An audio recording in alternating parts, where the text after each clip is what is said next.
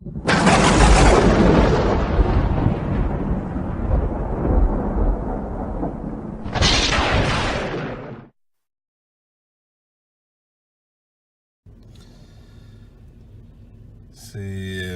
très représentatif, ce gilet. Tout dépendant de la façon que nous le voyons. On peut créer une anarchie ou on peut vouloir une liberté. Les Écritures sont la même chose aussi. Notre esprit nous permet de voir des réalités, de les créer aussi selon ce que nous voulons. Il nous est toujours plus facile de critiquer le Créateur ou de critiquer toute chose. Il faut le regarder avec le côté du bien, car c'est ce qu'il est. Nous pouvons le voir du côté du mal aussi, comme j'expliquais tantôt à quelqu'un. Oh, c'est Claude qui s'est levé. Comme j'expliquais tout à l'heure à quelqu'un, chaque écriture a son importance et sa signification. Nous pouvons le voir des deux côtés. Il nous a permis de choisir, voilà le combat de chacun de nos sens dans nos propres vies et non le combat des autres. Nous ne pouvons combattre les autres ou pour les autres que si on commence par notre propre combat. Rappelez-vous ce qui est écrit depuis le début du monde. C'est en chacun de vous que le mal s'y introduit. Nous pouvons choisir de voir les écrits de façon différente et d'en tirer conclusion, ou chaque message d'en tirer sa propre conclusion. Il faut toujours y être à l'intérieur de chaque personne. Le combat n'est pas avec une arme, mais avec votre esprit et avec l'amour qu'il vous a donné. Sinon, de chaque côté, ceux du bien ou ceux du mal vous habiteront. Il est facile de prétendre, comme je le disais, à celui qui me mange, celui qui me boit, de tirer une conclusion et de dire, ben mange et bois, puis tu vas avoir la vie éternelle. Il n'a jamais été question de savoir de quel côté serait cette vie, ou de ce qu'elle allait être. Il était tout simplement question d'esprit qui habite le corps, car la chair, elle est mortelle. La perversion de ceux qui l'ont lu de prétendre ces textes de cette façon voulait simplement dire le contraire du message qui était lancé. On ne peut être un Dieu d'amour et faire que cet amour devienne du cannibalisme. D'avoir cette grandeur d'esprit est l'abandon vers cet amour et non le questionnement envers notre propre Créateur. Souvenez-vous, vous êtes des créatures et non des dieux.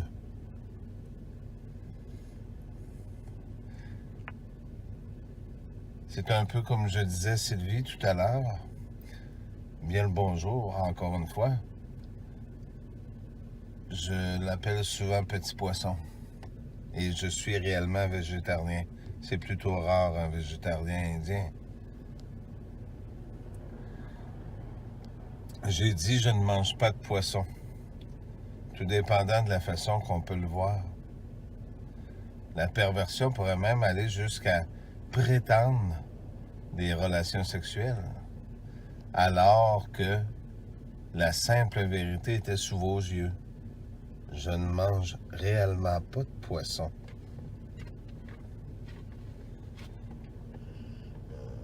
Si nous critiquons ces écrits, quel chemin aurez-vous pour vous aider à suivre la bonne direction?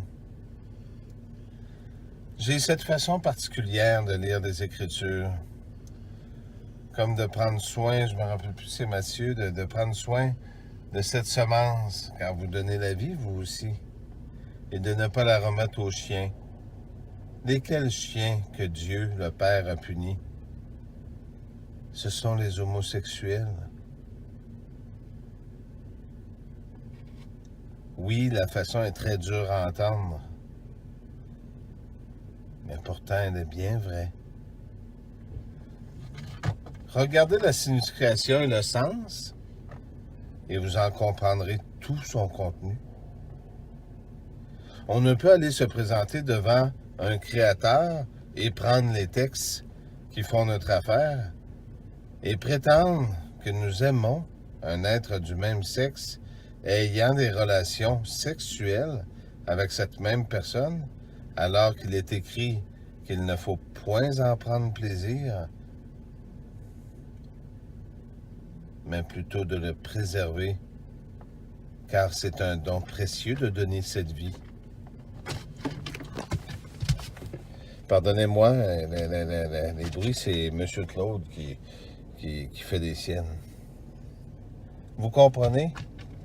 Je place souvent des textes de la Bible pour vous aider à comprendre. Ce code barre peut être vu de différentes façons, qui n'est pas nécessairement des mauvaises façons et qui peuvent être aussi des mauvaises façons. Choisissez celles qui vous font grandir et non pas celles qui vous pervertissent. Elles ne servent à rien. Choisissez ce chemin et vous choisirez la vraie vie. Pardonnez-moi si j'ai cette façon de vous expliquer, mais j'espère que vous avez compris. Il n'y a vraiment aucun but de vous détourner de cette vérité, mais plutôt de vous aider à aller dans cette direction. Avec sincérité, car comme vous tous, je partirai de ce monde. Mon unique but est de vous enseigner à voir la vérité dans ces Écritures et dans tout ce qui est. Parfois, j'ai cette drôle de réflexion pour que vous puissiez y voir la vérité. Et souvenez-vous, je serai avec vous jusqu'à la fin, comme vous.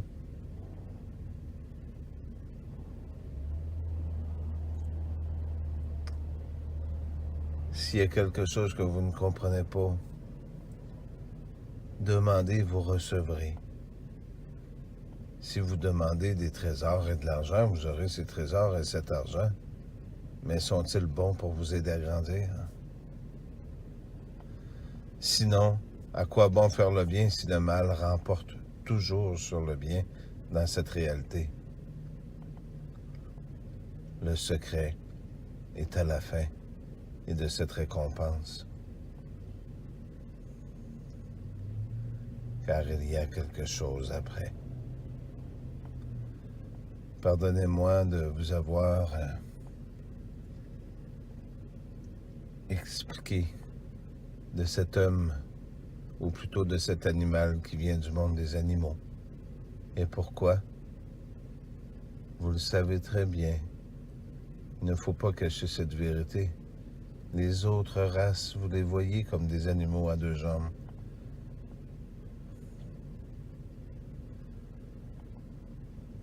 Nous sommes tous des êtres humains. Ce qui différencie les êtres humains d'un autre être humain est simplement le vouloir que nous voulons de les différencier.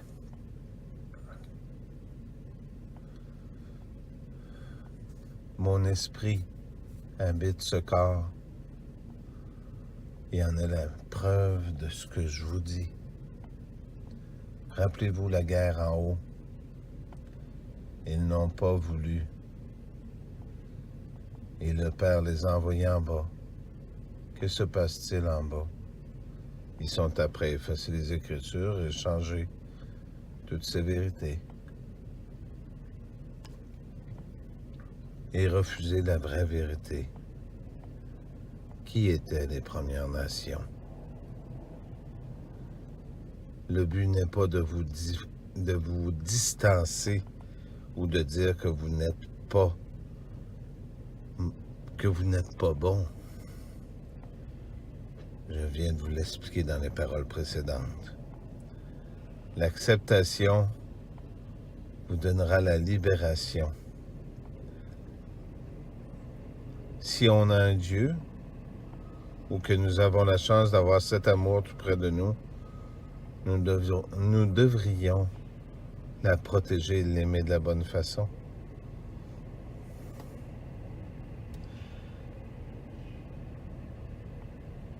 Merci.